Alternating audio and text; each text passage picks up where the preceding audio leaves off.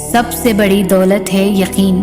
اللہ نظر نہیں آتا، لیکن اس کے ہونے کا، اس کی قدرت کا، اس کے اختیار کا، اس کی محبت کا، اس کے سب سننے کا اور اس کے سن کر سمجھ لینے کا، اس کے دینے کا یقین۔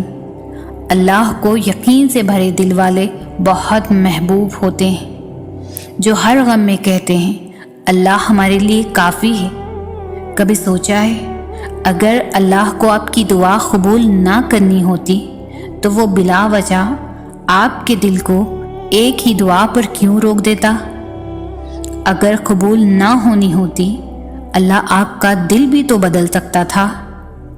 کیا پتہ کسی دن آپ کا ادھورا قصہ مکمل ہو جائے، اور کیا پتہ آپ کا کل آج سے زیادہ خوبصورت ہو جائے۔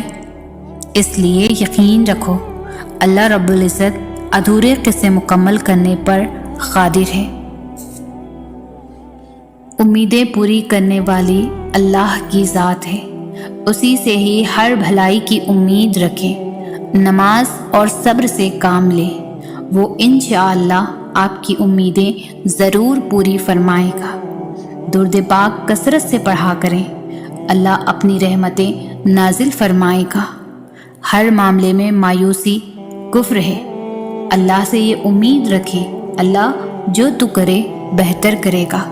اللہ سے محبت کریں، زندگی کا ایک اصول بنا لیں، ہر خوشی ہر غم کا پہلا ہمراز اللہ کو بنائیں، اللہ سے باتیں کریں، اللہ کو دوست بنائیں، کیونکہ اللہ جسے تھام لے اور جو اللہ کی رسی کو تھام لے تو اللہ اسے کبھی بھی تنہا نہیں چھوڑتا۔ اور لوگ تو بہت کچھ توڑ جاتے ہیں، دل، امیدیں، خواہشیں، نہ جانے کیا کچھ، مگر اللہ تو محبت نبھاتا ہے۔ اللہ سے باتیں کر کے تو دیکھیں۔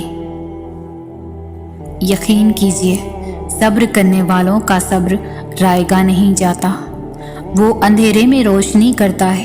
اس مشکل وقت کو دیر مت کہو، اسے معجزوں کے آنے سے پہلے کا وقت کہو۔